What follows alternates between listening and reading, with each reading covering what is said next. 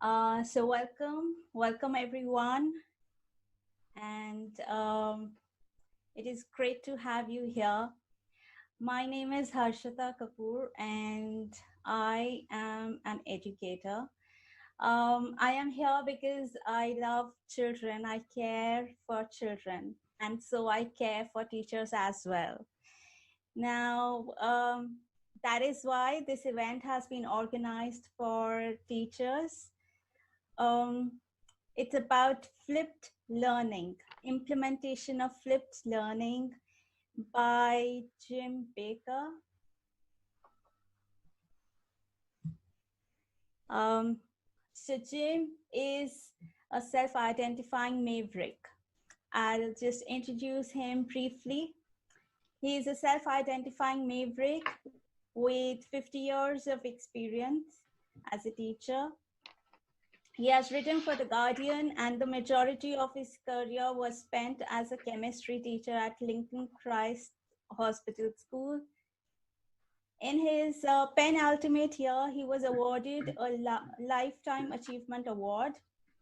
He is a freelance educational consultant and acted as chemistry expert for the Chemistry Journey Project's Virtual School Initiative. He is a contributory author of Teaching Secondary Science, Constructing Meaning and Developing Understanding, 4th edition. He is a pioneer of flipped learning and trains educationalists worldwide on flipped learning and cloud computing. His passion is to repair the nonsense that many call education. Welcome, Jim. Welcome to the session. And please, the stage is all yours. And let us all know more about you. And how did this flipped learning come to your mind? And how did you start implementing it? Right, thank you very much, Ashita, and thank you for allowing me to pass my ideas to a wide audience. This flipped learning started back in the 80s, before the days of computers. In fact, the term flipped learning wasn't coined then. But as I was standing in front of my students, I thought, what a waste of this valuable time with my students just to give them information. So that's when I started flipping. I used to produce my notes and give them to the students the week before the lesson, so they could then be familiar with what the following lesson would be about. So that lesson was then spent interactively, not me force feeding information, but my students asking me about what they'd read and what they didn't understand.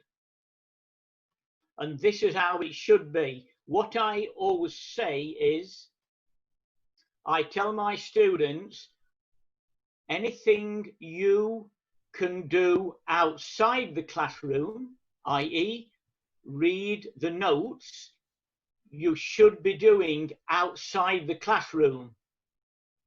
You shouldn't be doing anything with me in class that you don't need me for, that you can do on your own. Likewise, I shouldn't be doing anything with you that a non-specialist can do, i.e., read notes to you, put PowerPoints on the board. And now, in the age of computers, this flipped learning is so much easier. Please feel free to stop me any time and ask if you have a question. Many people give lectures on flipped learning without employing the ethos of it themselves. I attended a seminar online on flipped learning, and the speaker, all she did was to show a PowerPoint and then actually read the PowerPoint to us. This is why I made what this talk was about available to you beforehand in the ethos of flipped learning, so you could come tonight prepared, ready to ask me questions. Teachers don't like this, but this is what it's all about. There would be no point me coming here tonight and just telling you what hopefully most of you have read beforehand. That's absolutely right, Jim. So I have a lot of questions for you, and I will keep interrupting you in between. So as you said that you should, as an instructor or as a facilitator or as a teacher, you should not be doing something that somebody else can do. For example, showing a PowerPoint presentation to your students. So that means that the educator needs to be a subject matter expert. They need to know everything in depth about the subject.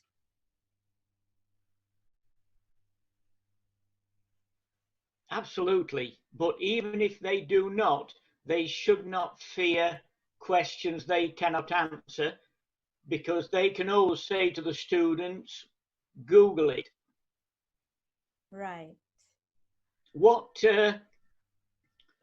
I say to my students, and what I actually wrote in my chapter in the book, was that all I need to know are two things. One is my name, and the other is where I live. Anything else I can Google.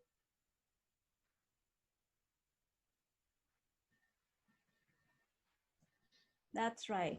So yes, we have a Google search engine, and we can Google search anything and everything that we want to in today's day and age. But then that does not, that makes even more important that the educator or the teacher is available as a facilitator to the child, to the learner, so that they know what exactly to search for. I mean, there is a concern for authentic information as well.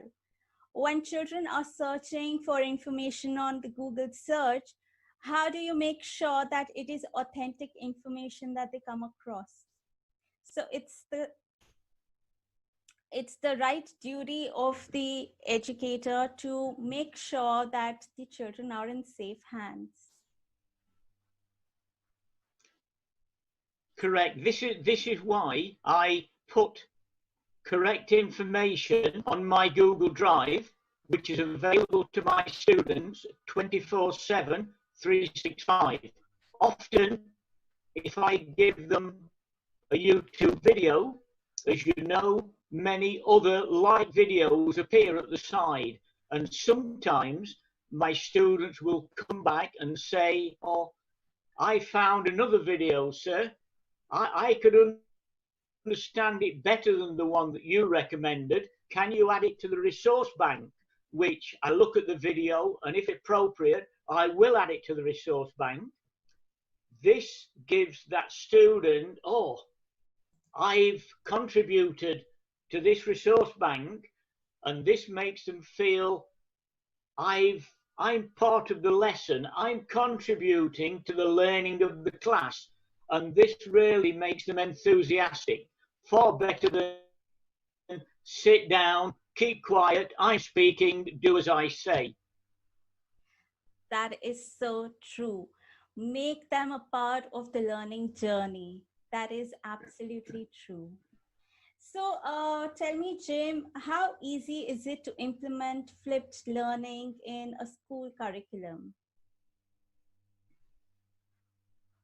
Now, a lot of people regard flipped learning as telling the students to watch a video and then next lesson to discuss it.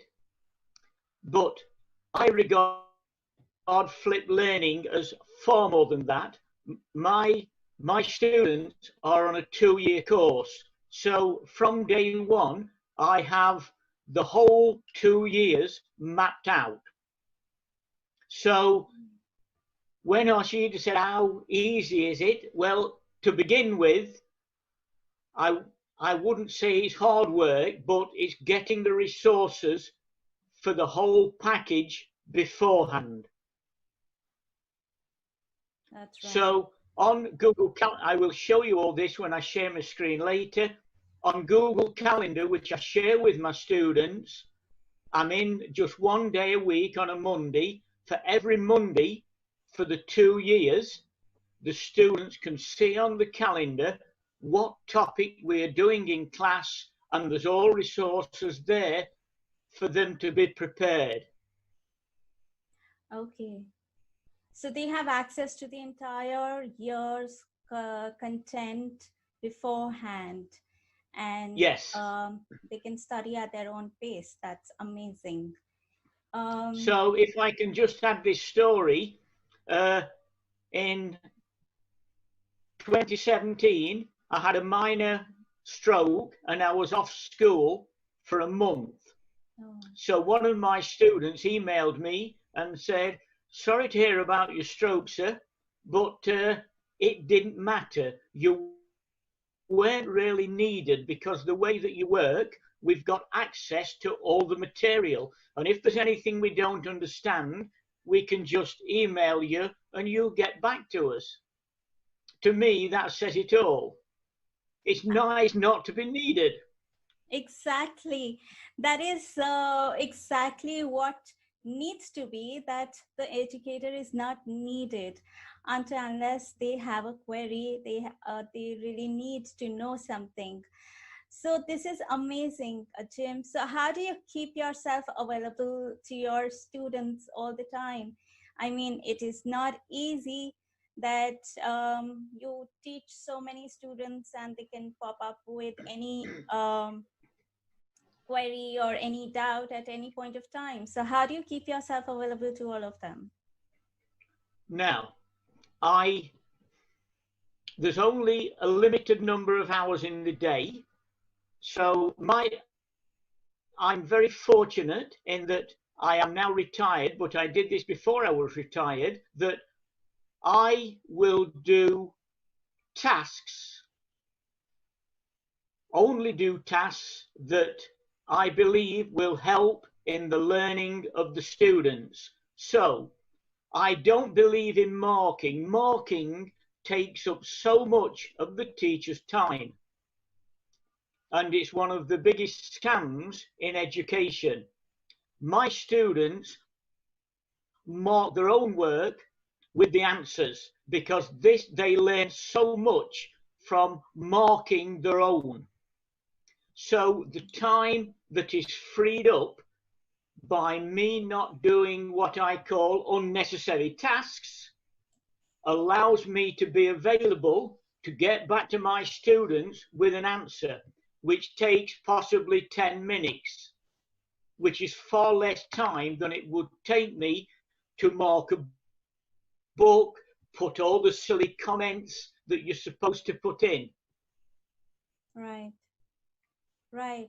So that's exactly what the teachers are always stuck with. They are just marking the grades in books, checking their homework, and that is what keeps them occupied all the time. So by eliminating that kind of work and focusing on what is actually required, that leads to effective learning. And this is amazing. What you do is just amazing. Ella, I see your question. At the moment, I have 3 students, but I have done this when I've had 25. That's great. That's simply great. And how do you then, so I know that you share your content with your students, which is available to them. But how do you make sure that they have read and studied the content before they come for the class? Because not every student would be self-motivated to learn. So how would you ensure that? This is the question I always get asked. What about the students that don't do the homework? Then surely they will not do the prep. Right. Now, I will get back to you and ask you the question, what about the person that will eat the chocolate pudding, but they will not eat the Brussels sprouts? So do you say, right, what about the person that doesn't eat the Brussels sprouts? Surely they will not eat the chocolate pudding. And it's the same here. The students do not do conventional homework because it's often questions to answer at night.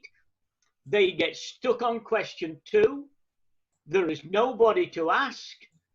They lose patience, throw the homework sheet on the floor. Then when they get to the lesson,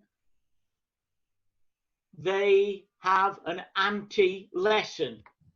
Whereas with the flipped learning, they do not have question sheets to do because they do those in class. What they have to do are tasks like watching a video, watching an animation.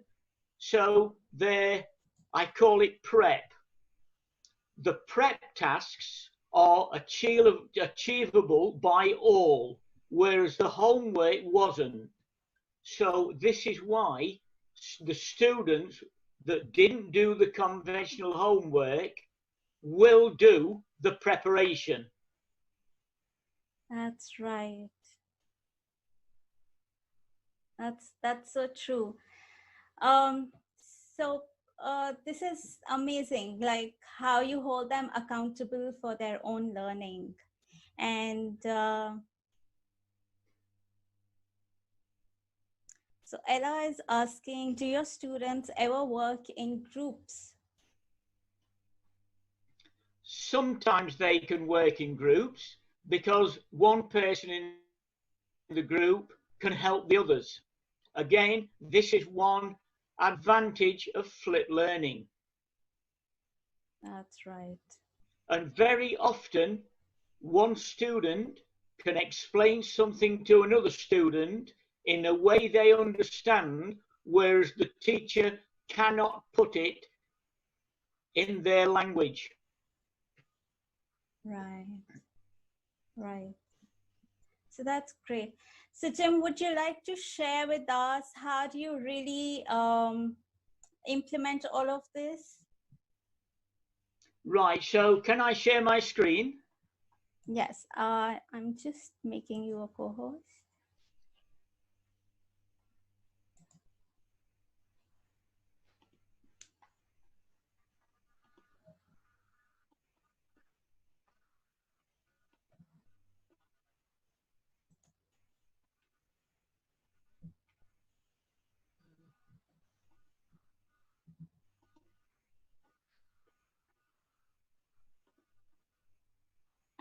Can you see the document presentation links? Yes, I can see that.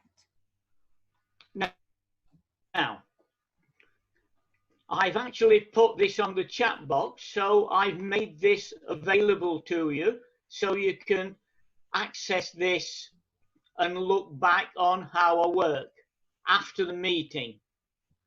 So the first one is the student engagement in the e-learning environment, which I gave you all to look at prior to this talk. So, as it says, the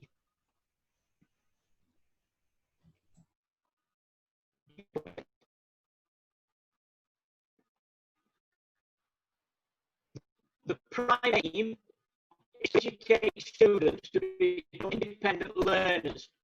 And conventional teaching doesn't do this. In fact, it hinders it. I'm not going to read any more because everything is there for you. There's There's my articles there. There's podcasts. Now, to start with, all my students, so I take my class with a colleague called Margaret. So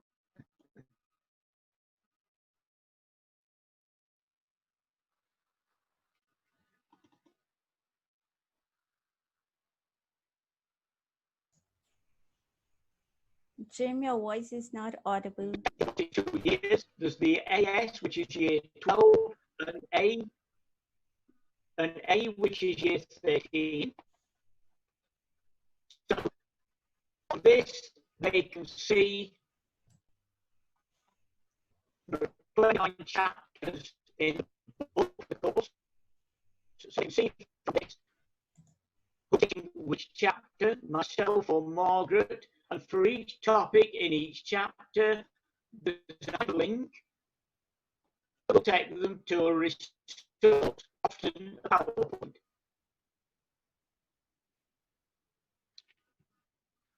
This is the advantage of having, because if it's online, they can click onto a hyperlink.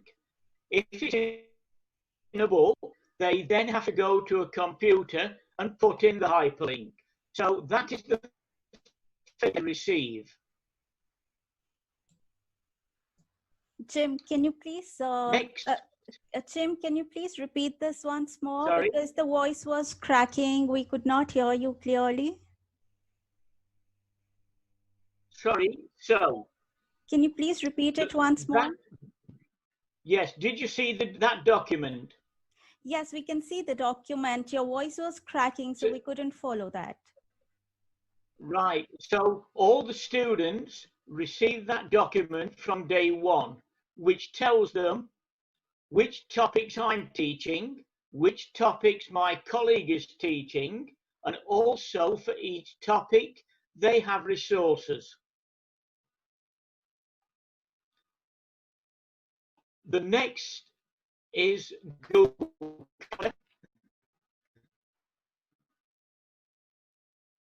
And as I said, I'm in just 1 day a week on a Monday.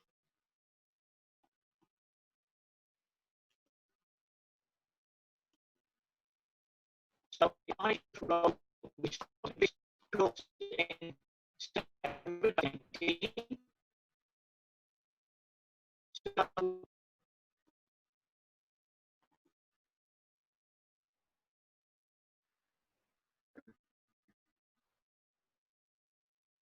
if I go to October, you will see on a Monday in purple, this is my calendar for the students, which the students have access to. So it goes lesson 4, lesson 5, etc.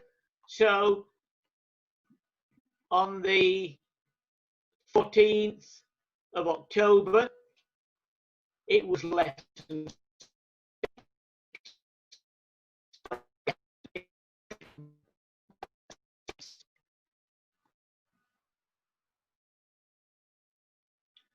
That would take this hyperlink for lesson 6.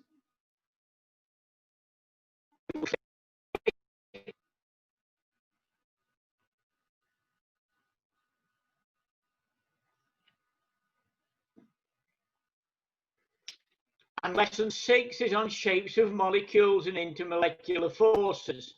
So that is all we have to do to prepare for lesson 6. And as I said, I believe in giving the students the answers to the questions, because if you do not, if they get a question they cannot answer, time wasted. But if they have the answer, they can often look at the answer and work back through the question. So for each week, they have a preparation sheet so they can prepare for each lesson throughout the year or throughout the 2 years.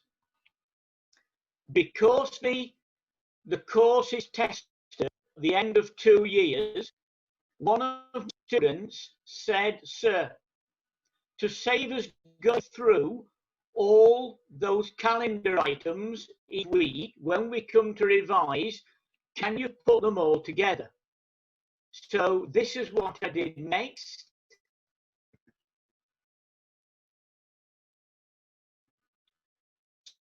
So 12 is the first course, and that goes to chapter 17. Year 30 lessons is the second year. So click on that.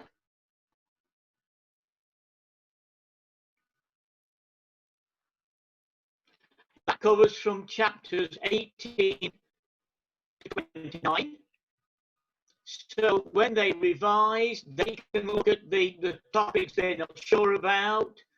So say chapter 24 on that.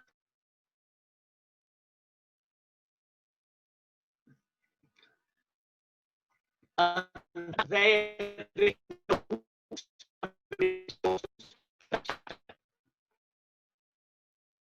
so when they need not waste their time revising on things they can do. They can choose which topics they struggle with and revise from those, as in a lesson. Normally, with conventional homework, the teacher sets the same questions to students. To me, this is crazy, because the students that are getting 10 out of 10 every week, why are they wasting their time doing work they can clearly do?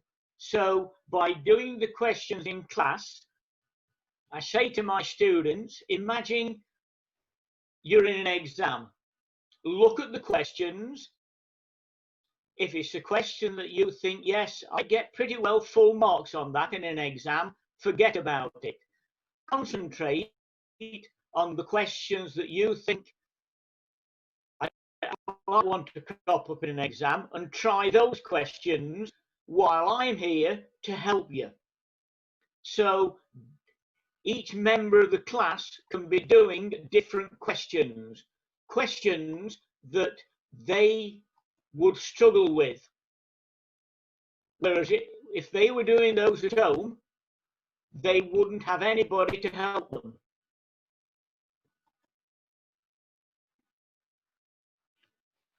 There's also something called Twidget. This is described as online tools. Again, it's a free platform.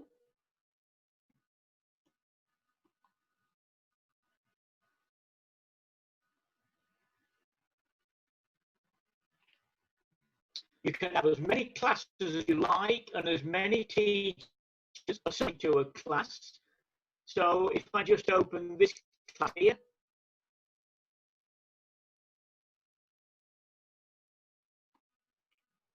now you'll see here it says share your thoughts.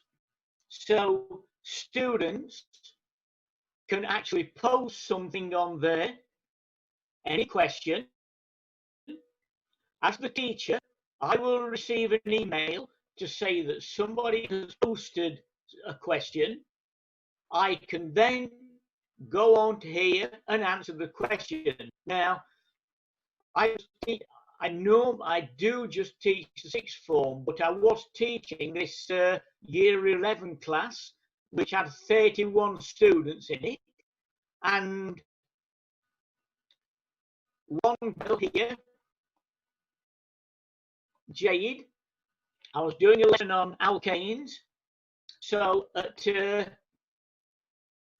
21, that's 9 o'clock at night. So at 9 o'clock at night, she was obviously thinking about the lesson and thought, I had this question, would methane be more volatile than butane because it's shorter, therefore a lower boiling point? She thought of that. That cropped up in her mind at 9 o'clock. I received an email, so I was then able to post this. Absolutely. Here's what I found. Absolutely, give her the answer. And again, congratulate her for taking advantage of using Twidget. So she had the answer there and then, rather than having to sleep on it and it preying on her mind. So that is one advantage of Twidget, that if a member of staff, if a member of the class poses a question, as well as myself, anybody else in the class can answer it. On here, you can see links. So the one here of Fuse School videos. So this is to a free site, and this site for GCSE, which is what 14 to 16-year-olds, a student can search for any video on any topic for chemistry, physics, biology, or maths. And the videos last between about 2 and 7 minutes. So again, they were made with countries in Africa in mind who do struggle with the bandwidth, particularly if Khan Academy videos that may last an hour. So these were made with countries where the internet isn't powerful to access. So that is one of the links on there. Also, what at the bottom I've put there, explaining to them about Twidget, asking them to show it to the parents to get them involved. And as I've said, you've all heard of the expression, look after the pennies and the pounds take care of themselves. And I have an equally true expression, if you look after the learning, the exam results will take care of themselves. So again, on here, there's the whole of the 2-year course with resources on all the topics. So again, they have resources for the 2 years work.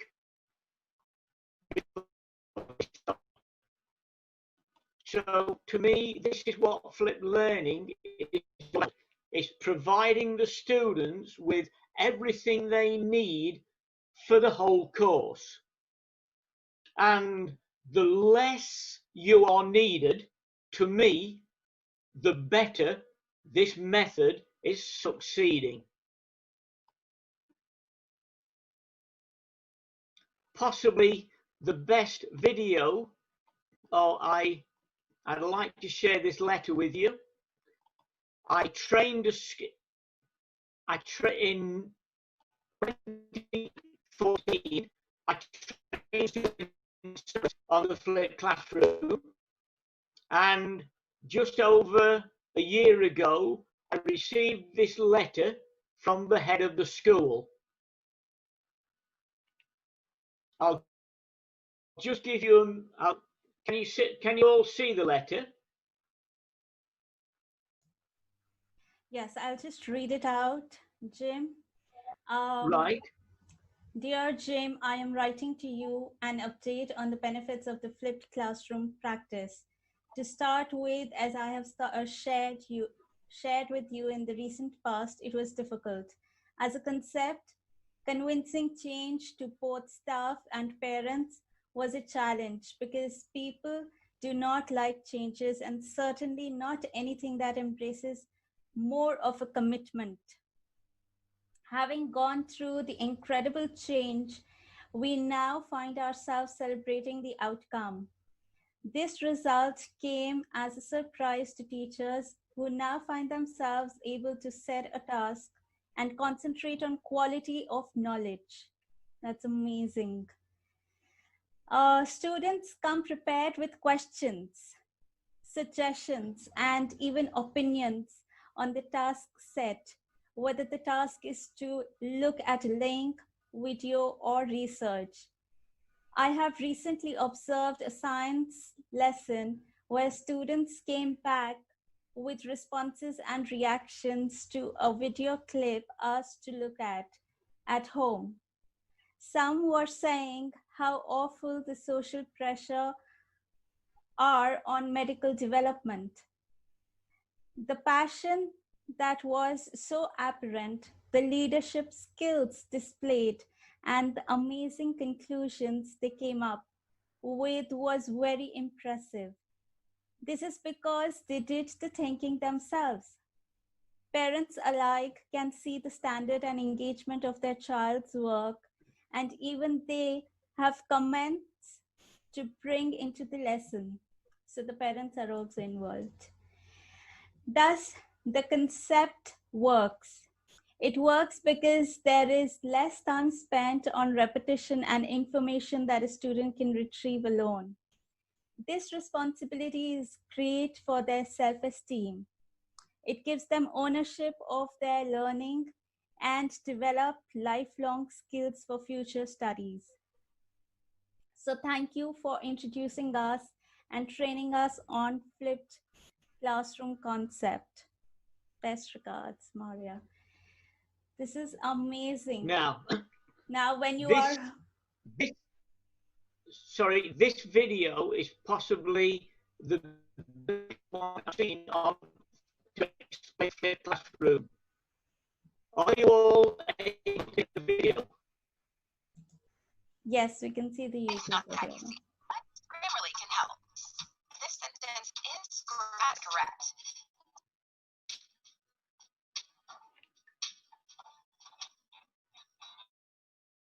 The flipped classroom. Let's reverse where traditional homework and lecture take place. Now, I must warn you beforehand, watching this presentation can literally turn your world upside down. The first thing most educators are going to ask is, why flip? Well, here are a couple of reasons to consider. With a flipped classroom, the content becomes available to students beyond typical classroom time. Students are now able to access the content anytime. The benefit that comes with that is the ability to stop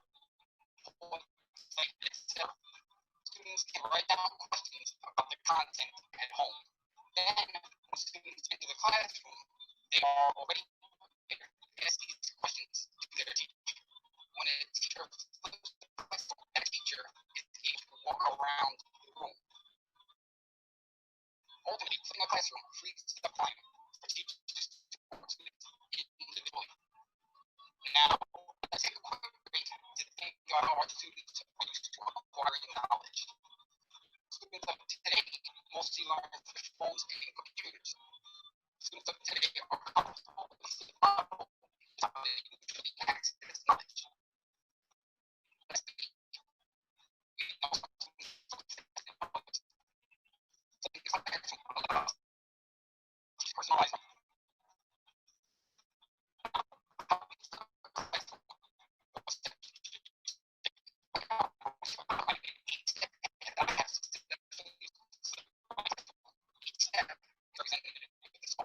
The first step in flipping a classroom begins by participants and administrators on board with the flip model. Step 2. Curate the resources you need. These are resources for instruction, so that you can video, online worksheets, quizzes, electronics, etc.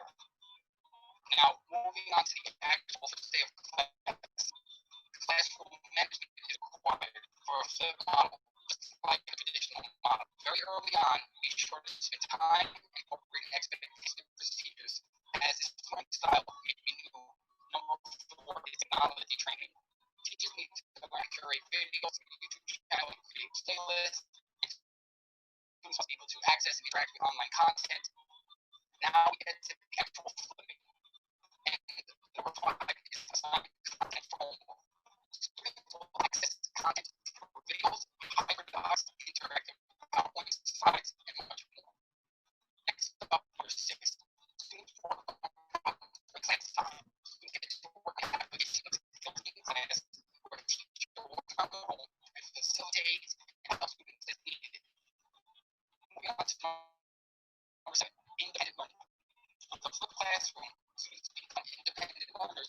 and have the ability to move through the curriculum at their own pace. And the last star in the sky, number 8, peer tutoring. Pair up your advanced students who mastered the content beforehand with students having a hard time completing the problems.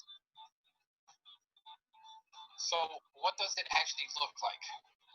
The traditional model has students in school where content is delivered by teachers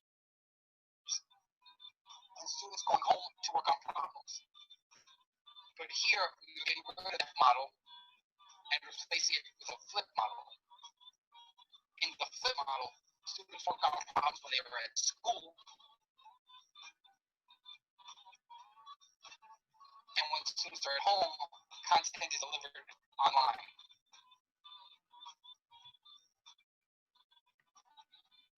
Here are a couple of tools you may need when flipping your class. YouTube will allow you to provide video lessons, social media, and help disseminate content, devices to access online content, Google Doc links, slides to learn content, and sites to find the content. Readings can be used as well.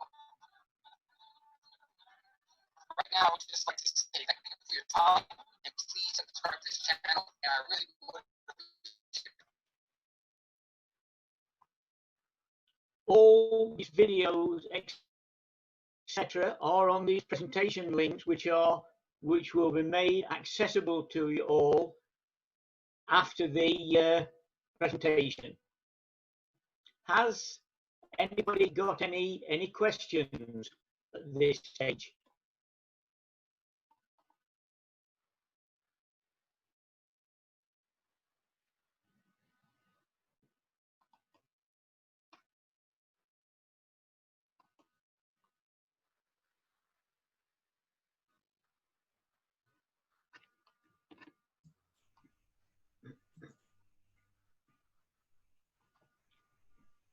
Can everybody hear?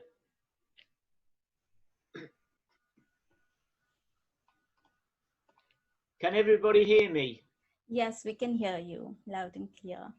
So that was an Yeah. amazing thing that you've shared with everyone. I'm sure everybody's liked it.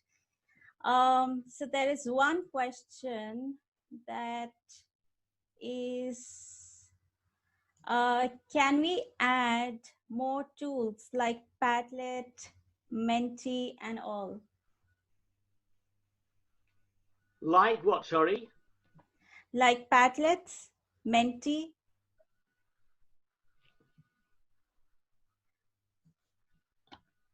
What? I'm not familiar with those. What are they? Schools around the world to close them. Okay.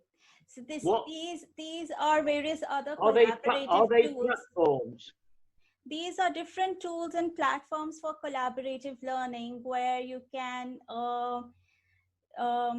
share content with the students, and students can collaboratively work.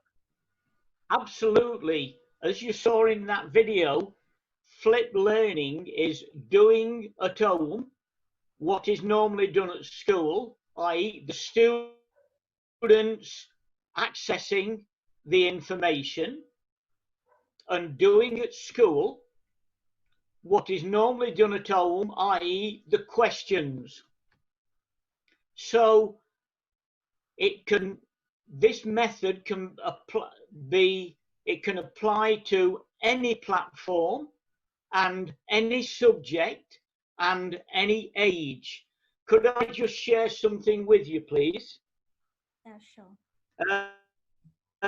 I saw today a heading, Japanese schools struggle with online education. It says, many countries are turning to online education. Japan has struggled to make that shift. But one expert says the crisis could be an opportunity to modernize the country's education system. Now, I've actually shared that, but I've also put, absolutely well said. Most countries' education systems need not so much modernizing as scrapping and starting from scratch with the 21st century in mind. Right. Don't think outside the box. Get rid of the box completely. It is not needed. That's right. Now, another comment on this working online with the coronavirus. If you just give me a minute to find it.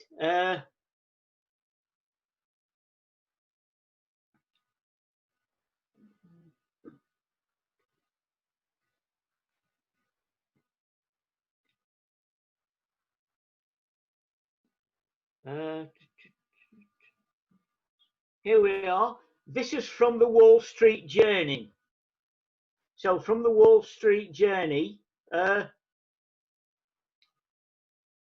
Wall Street Journal, it says the results are in for remote learning. It didn't work. It then went on to say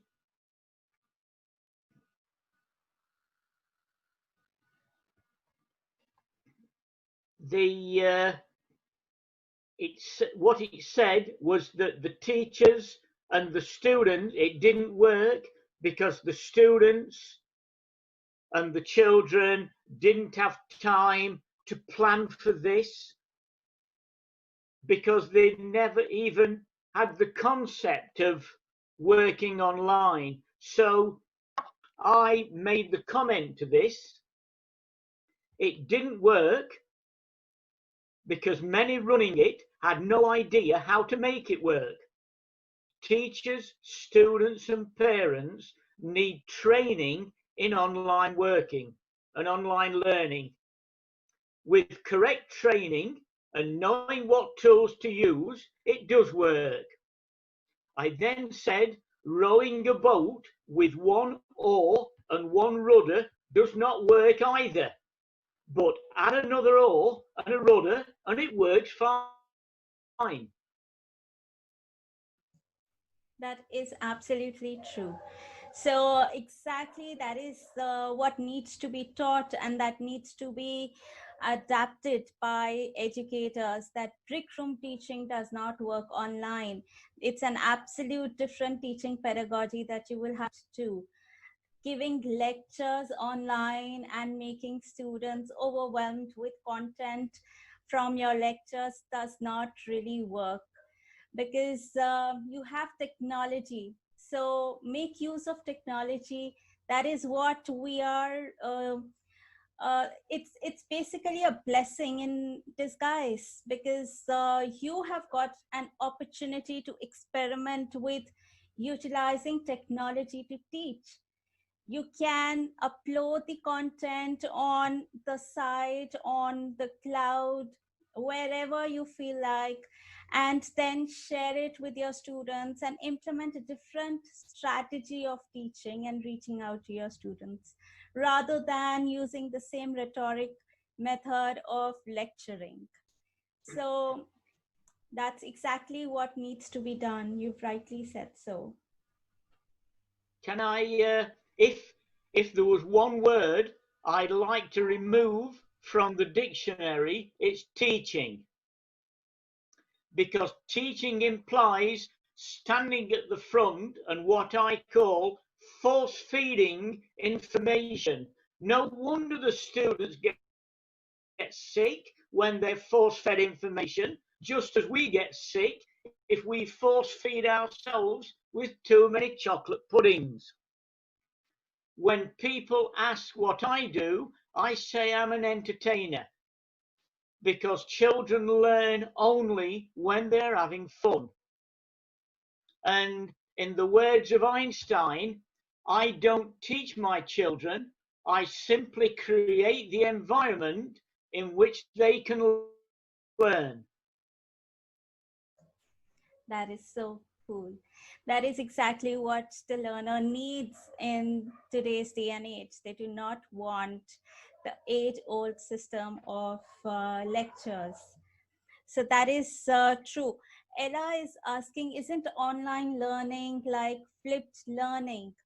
So not necessarily, Ella, because I have personally seen teachers giving lectures online.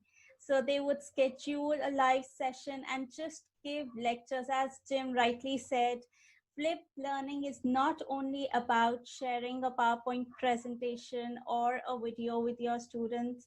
It is more than that. It's an entire ecosystem that you will have to implement, that where your students get access to the content, they are told how to access the content and come up with whatever they find difficulty in, rather than wasting time. So that's exactly what needs to be done, because if we look at our traditional teaching system, it just curtails creativity. Students are not motivated enough to do research or to go beyond the content that is provided to them. So Tim, tell me, how do you actually motivate your students to research about the content that you've already shared? How do you make sure that they go beyond it and work, study for themselves?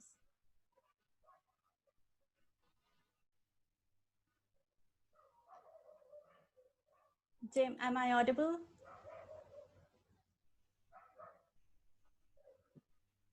Sorry, yes, sorry. Did you ask a question then? I was just looking for another resource to share with people. Could you repeat that, please? Sorry.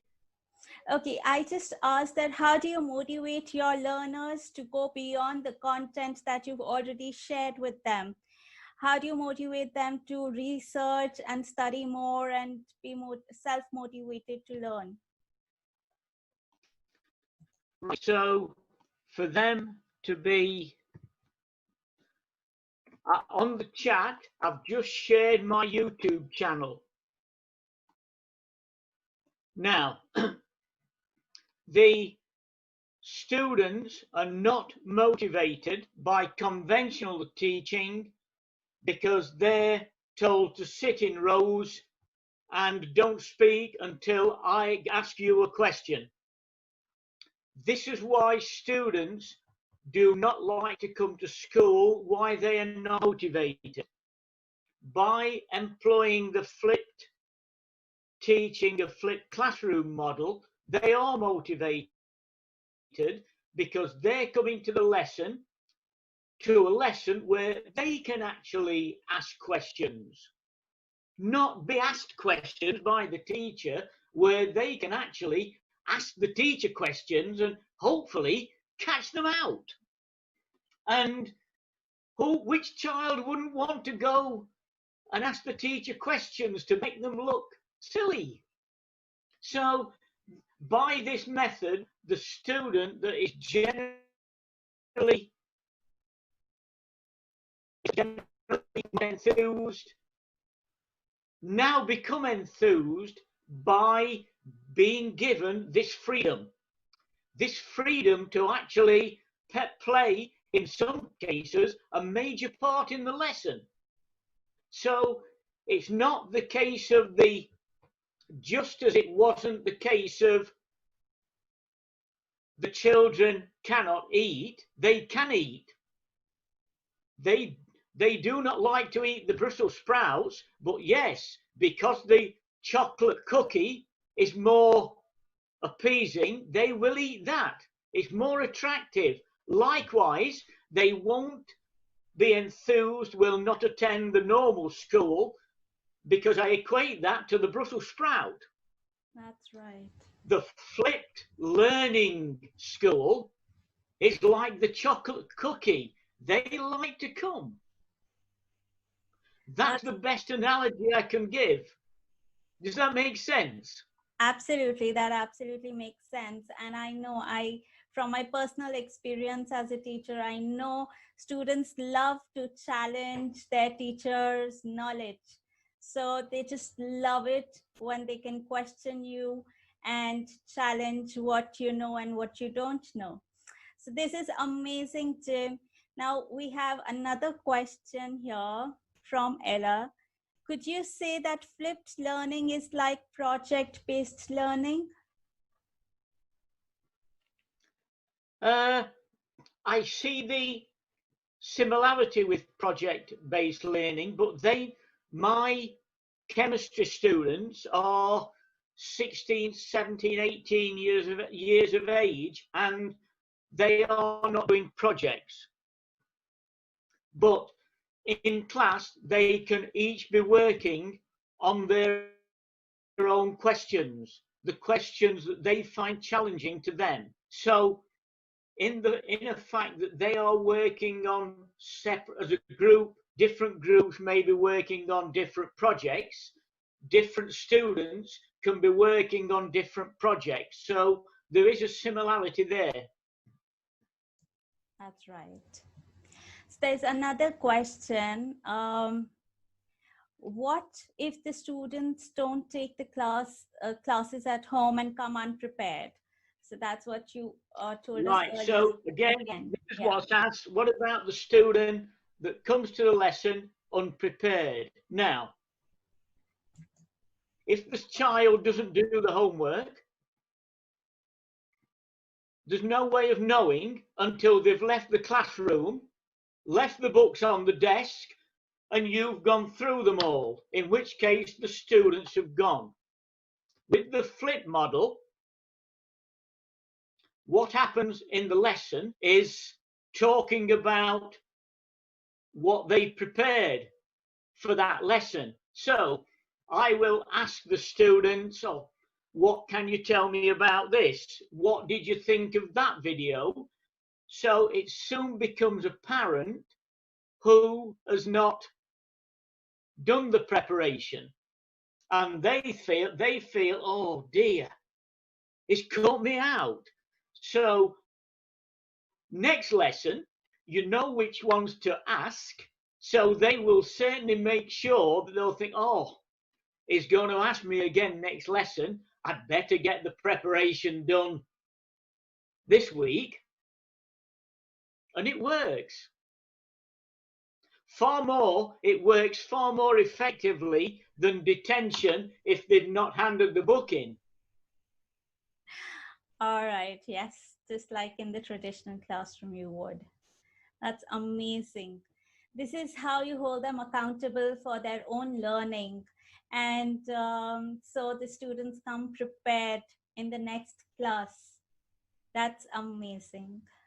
Great. So are there any more questions?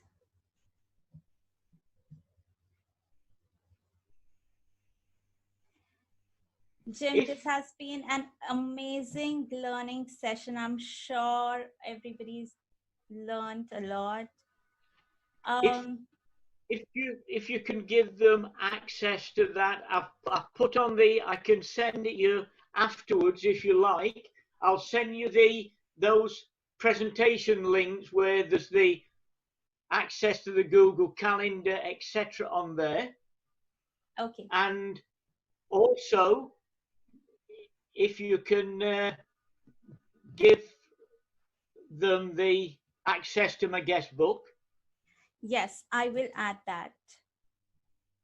And you can give them access to my YouTube channel, and also you can give them my email, such that if in the next few days they suddenly think of a question, I shall still be accessible, just as I am for my students. I'm not somebody to give a talk for an hour and then suddenly vanish into the ether. All right, so yes, I will. I have shared the link for your guest book. Now, there's another question by Sophia. How can we start implementing flipped classroom?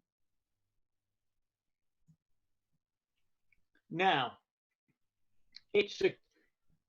what you need is to have a meeting with the staff or see the leaders of the school and explain to them. If you'd like to give them my email, I could explain to them. I could even have a webinar with them.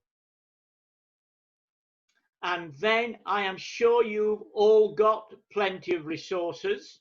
It's a case of putting them online. It doesn't matter what platform you use, so they're accessible to the students.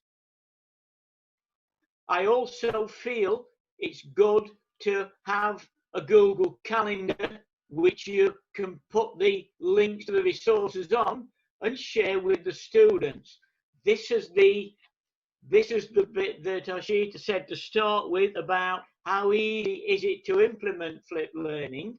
It's getting it set up, getting all the resources, etc., in the first place. But if you can persuade your establishments to cut out all the unnecessary stuff that you have to do that has no impact on the learning, then that will free up your time to get this prepared. Initially, you could just probably prepare a month.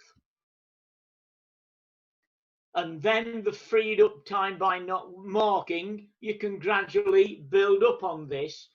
But with all the free resources online, it's amazing how quickly you can build up these resources.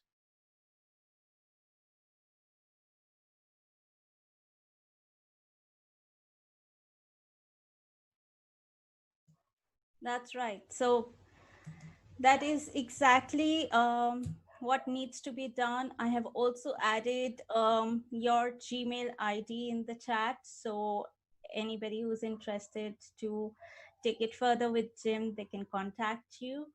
And so that's exactly how the process is, as you have explained, to add the links.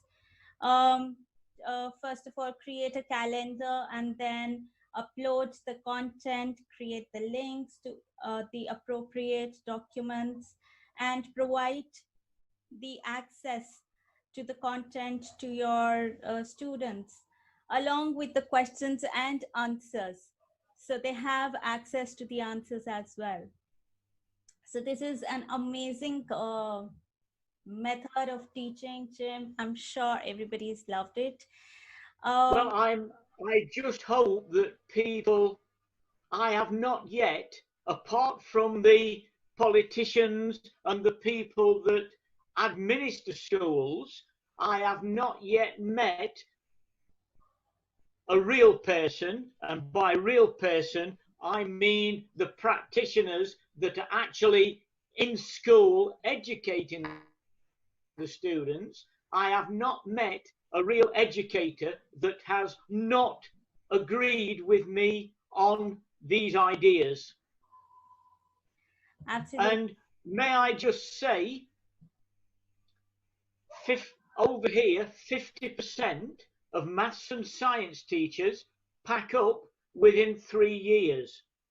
If I were the CEO of a company that lost 50% of its workers in 3 years, I seriously begin to wonder about the ideas I'd got in place for the company. This is why governments need to rethink and start afresh with a blank canvas, not take what they've got and try and modify it. You can't modify a horse and cart to make a racing car. You have to start again. So you cannot build on existing models of education and make them fit for the 21st century. You have to start again. And the fact that I've actually been at the chalk face, not in an office telling other people what to do, but actually I'm 73 soon, so I've been actually in the classroom for 50 years. And if it didn't work, I wouldn't still be here now. That is so commendable, and that's so amazing that you are such a passionate teacher, educator, sorry. And entertainer. And Thank you. I am sure your students just love learning with you. It's truly a great feeling to have such a great instructor, educator. So, And please, if you still have any doubt, please look at the comments in my guest book. yes, exactly. So I have shared the link for Jim's guest book and his email ID as well. And so you can just reach out to him. I know Jim is always available and he's more than happy to share every bit of knowledge he has about teaching and learning. So that brings us to the end of this session. And thank you so much for joining in. Thank you, Jim, so much for sharing this, all the wisdom of teaching and learning. Thank you very much. Thank you, everyone, for joining in. And I hope you liked the session. So stay tuned. There is a group on Facebook, Teachers Using Technology. Please join that group, and we will keep coming up with more such sessions in future. So no, thank you again, as I said, for giving me this opportunity, and thank you everybody that's attended for putting up with this old guy for an hour. That's And if you could give the link to my YouTube channel as well, Harshita, please. okay. I will do that. Thank you.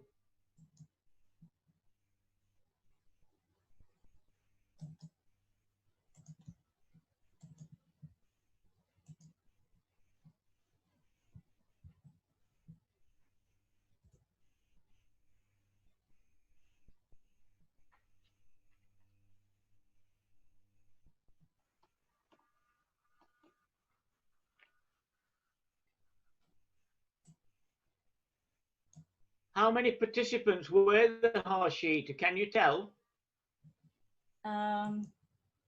There are close to 11 participants right now.